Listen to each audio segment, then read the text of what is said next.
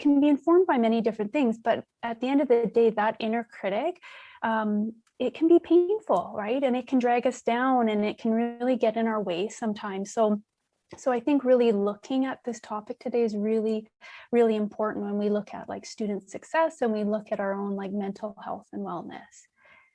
So thanks for sharing that.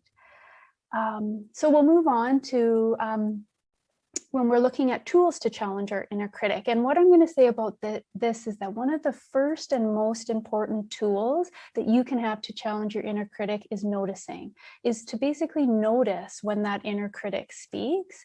The more you can kind of notice that negative inner dialogue, the more we can start to kind of separate it from the truth. I think just because that inner critic says something, it doesn't mean that it's true, but sometimes we can kind of fall into that. We can think that those thoughts are facts. So I think for the rest of this kind of workshop, we're going to look at what I think are some promising tools to try to help you hopefully challenge that inner critic, and hopefully some of those resonate for you. And if we can move to the next slide, please, Sarah. Great. So tool number one, and extending on that idea that just because our inner critic says something doesn't mean it's true. Tool number one is to ask yourself, where is the evidence for this way of thinking? And we'll continue on to the next slide to flesh that out a little bit more, Sarah, if you don't mind. Great.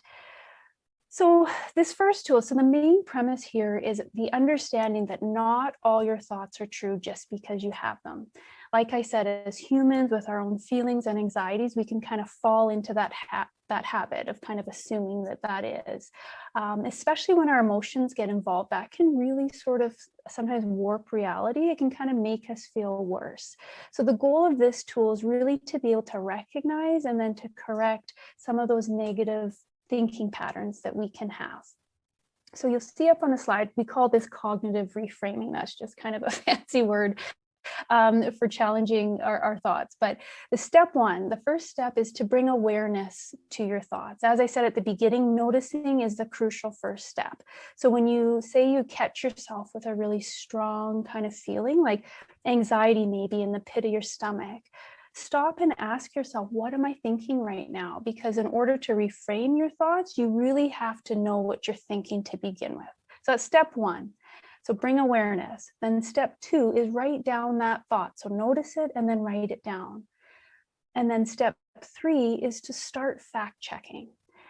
Like I said, many of those kind of those cognitive distortions, I call it, I guess, they kind of push us to believe that those thoughts straight up are true. So get in the habit of asking yourself, where is the evidence for this?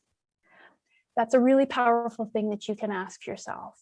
So to flesh this out even more, I have an example up on here, just to I hope it kind of resonates a bit more. But let's just say, here's a common thought that sometimes students have. I'm not smart enough and I'm going to fail this course. Okay, so let's say you've kind of brought awareness to that.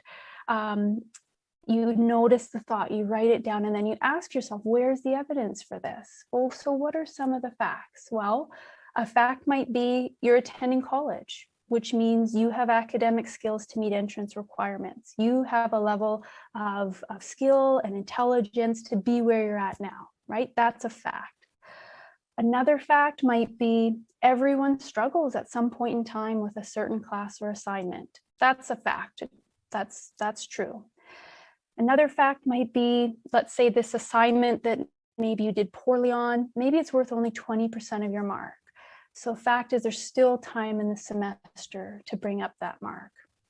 Okay, so those are some of the facts. So even though you might be feeling I'm not smart enough, you might be thinking I'm going to fail this course, getting yourself to bring yourself to ask where's the evidence for this, and the facts can really help to combat that inner critic.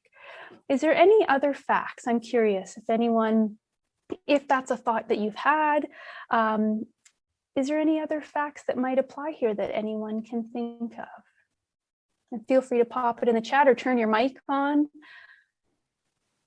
So Sam, when I'm chatting to some students, one of the other things I like to remind them when this thought pops up is the idea that when you go for your first job interview, it's very unlikely that an interviewer is going to ask, what mark did you get for like this math exam in this semester?